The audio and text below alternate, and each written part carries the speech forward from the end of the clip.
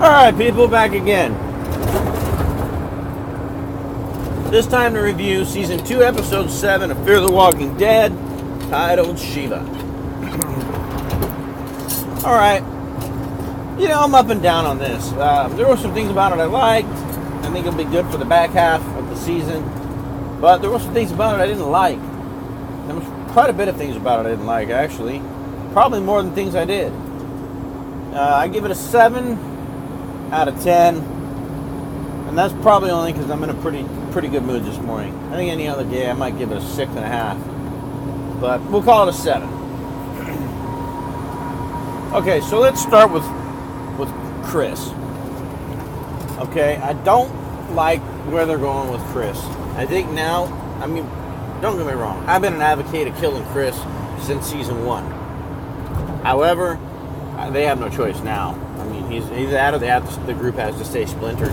Maybe do like a Game of Thrones thing where they focus on different story points from different groups. Maybe they all just go their own way and start their own groups, possibly. But I don't see how they have any choice. But if Travis and Madison are getting back together, then Chris got to die. Period. He's too damaged at this point. He doesn't seem stable enough to accept Madison.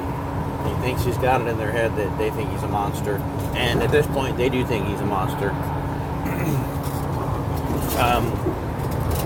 I do think Travis should have told Nick, look dude, just tell her what I told you, okay, that Chris isn't good to be around the group right now.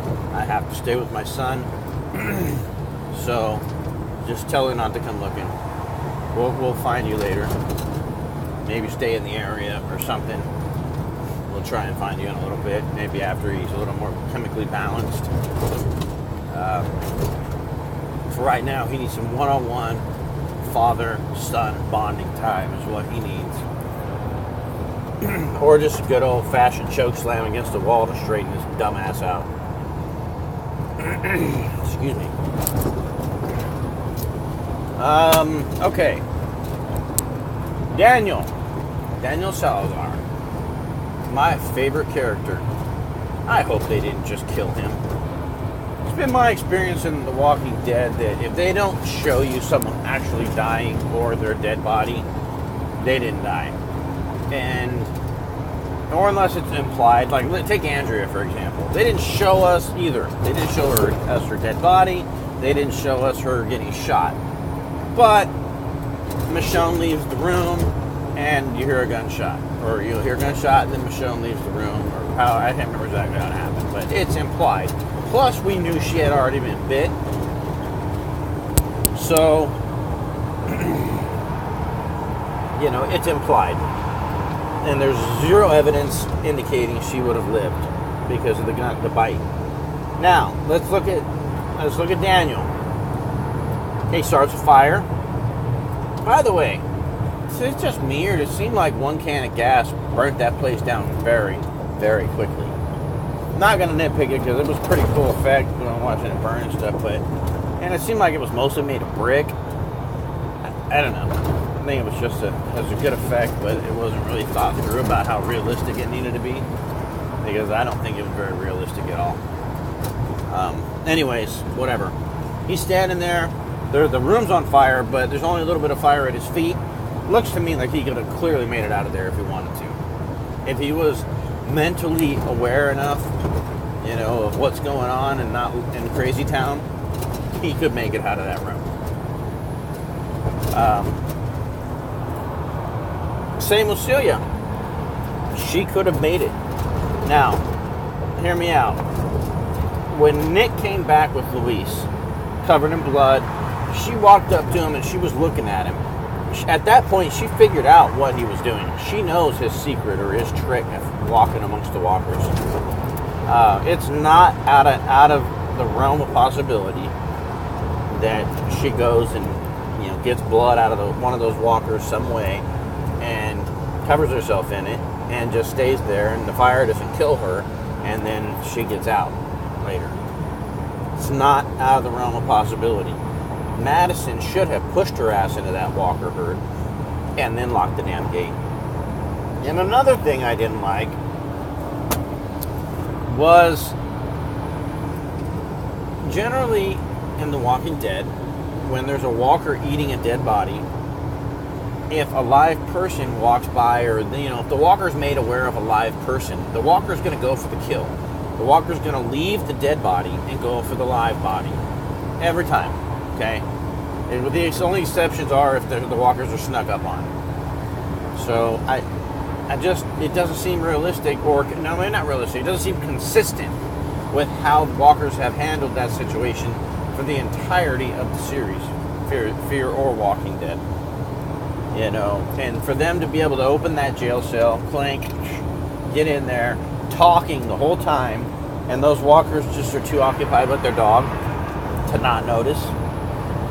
I don't know about that.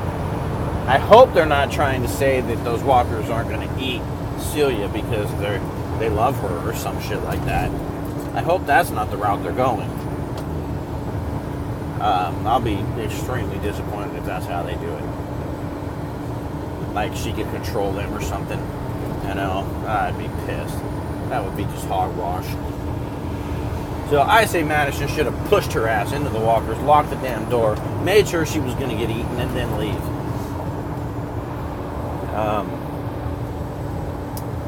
What else is there to talk about?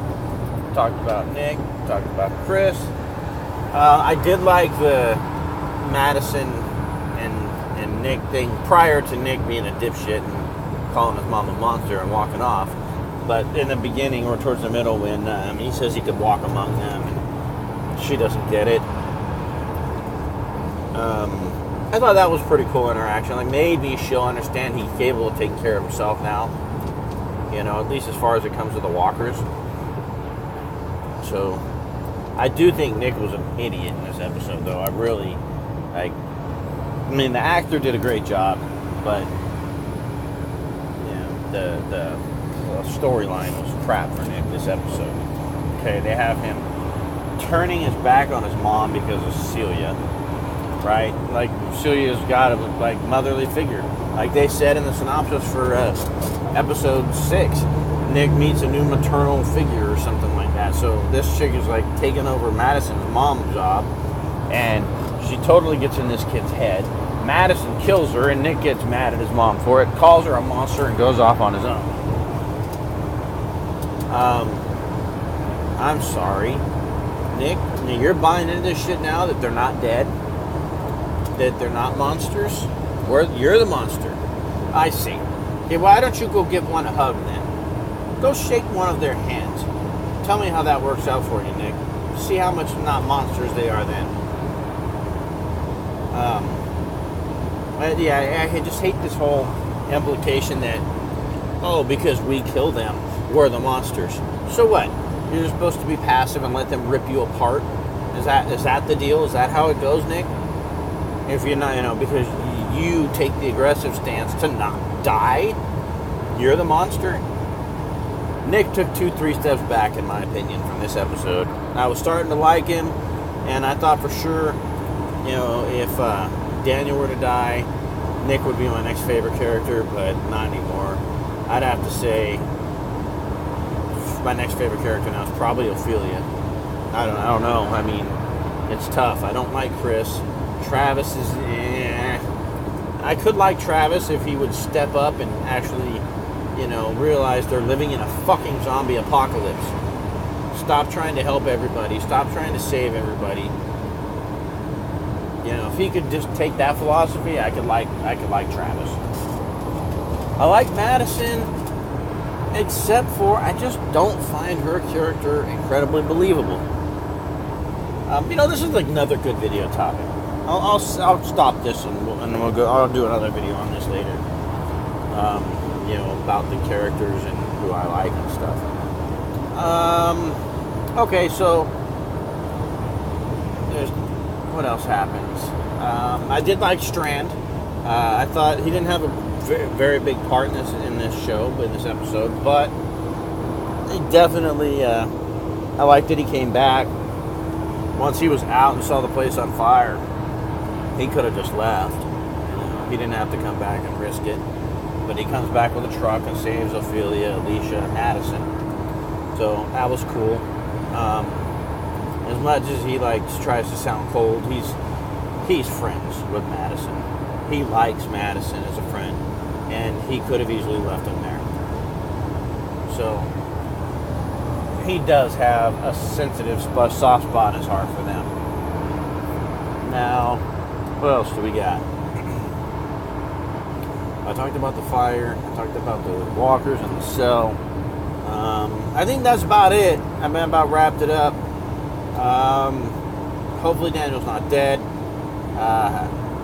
And another thing about Celia. If Celia's still alive, this crew is making some bad decisions because now they got two groups they didn't finish off that are going to be out for them.